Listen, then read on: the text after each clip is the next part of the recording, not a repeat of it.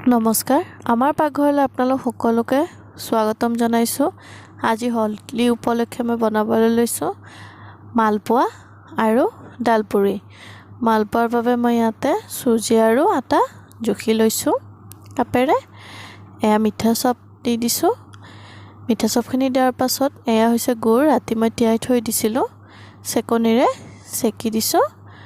আৰু এতিয়া মই ভালকৈ মিহলাই ল'ম।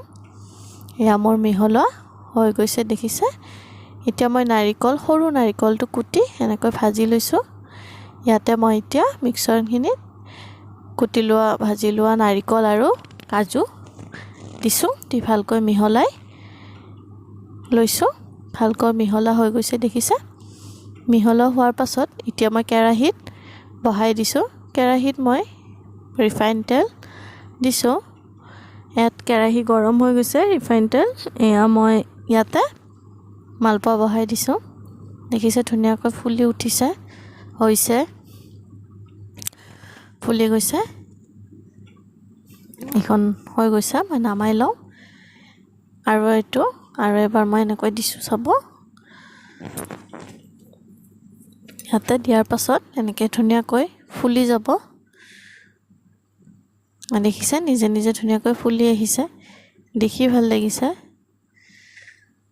সোৱাদো টেষ্টিয়ে হয়, সৰু পোৱালীবোৰেও খাব পাৰে। একদম চফ্ট, একদম নৰম হয়। এনেকৈ মই গোটেই মালপোৱাখিনি এতিয়া মই বনাই ল'ম।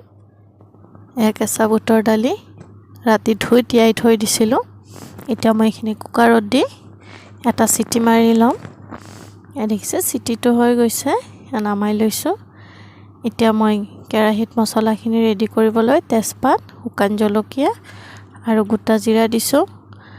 আৰু এয়া হৈছে মিঠা চপখিনি দি এয়া আজৱাইন দিছোঁ। গোটেইখিনি একেলগে ধুনীয়াকৈ ভাজি ল'ম। কালাৰটো দেখিছে, ধুনীয়া চেঞ্জ হৈ গৈছে, গোন্ধ ধুনীয়া ওলাইছে। এইখিনি মই এতিয়া মিক্সিত মিশ্ৰণ কৰি লৈছোঁ, পেষ্ট কৰি লৈছোঁ। আৰু এয়া মই পেনটো বহাই দি ইয়াতে দালিখিনি দি নিমখ হালধি দিছোঁ। আৰু ইয়াৰ পাছত গুড়ি কৰি লোৱা মছলাখিনি দি দিছোঁ। এতিয়া গোটেইখিনি ভালদৰে মই ভাজি ল'ম। গোটেইখিনি ধুনীয়াকৈ ভাজি এয়া ভজা নাৰিকল অলপ দিছোঁ, দেখিছে ধুনীয়া হৈছে। একেবাৰে গুৰগুৰীয়াকৈ ভাজিম। এয়া আটা মাৰি লৈছিলোঁ, আটা গোলাকেইটা ৰেডি কৰি লৈ ভাজা দালি আটাৰ ভিতৰত দি এনেকৈ মই এতিয়া এখন এখনকৈ ডালপুৰি বেলি কেনে ভাজি ল'ম। এয়া দেখিছে, বেলিছোঁ ধুনীয়াকৈ গোলকৈ। আটা অকণমান দিব, দি কেনে বেলি থাকিব। এয়া মই টাৱাত এখন বহাই দিছোঁ। খাই কেনে ভাল লাগে, ঘৰত বনোৱা বস্তু ফ্ৰেছ হয়। লগে লগে বনাই লগে লগে খাব পাৰিলে ভাল লাগে, সোৱাদ হয়। বনাই খাই চাব, আপোনালোকে ট্ৰাই কৰি চাব। একেবাৰে সহজ হয়, সকলো যোগাৰ ঘৰতেই থাকে সকলোৰে।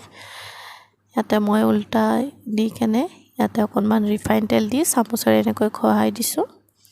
গোটেইখিনি দিয়াৰ পাছত এখন উল্টাই দিওঁ আৰু দি এনেকৈ আকৌ অকণমান ৰিফাইন তেল দিছোঁ। দিয়াৰ পাছত লাহে লাহে খহাই থাকিলে দেখিছে ধুনীয়াকৈ ফুলি গৈছে, একেবাৰে ধুনীয়া হৈ উঠিছে। কালাৰটোও চেঞ্জ হৈ গৈছে আৰু দেখিও ভাল লাগি আছে, দেখিছেনে। একেবাৰে নৰম হৈছে, ফুলি গৈছে। এয়া ধুনীয়া হৈছে। এইখিনি গোটেইখিনি এনেকৈ মই এখন এখনকৈ বেলিলোঁ আৰু ভাজি ল'লোঁ। আৰু এয়া নিৰামিষ তৰকাৰী, কেঁচা বুট, মুগ আৰু আলু বিলাহীৰে এখন তৰকাৰী বনাইছোঁ। আশা কৰিছোঁ আপোনালোক সকলোৱে মোৰ ৰেচিপি চাই ভাল পাব। লাইক কৰিব, কমেণ্ট কৰিব আৰু ছাবস্ক্ৰাইব কৰিবলৈ নাপাহৰিব।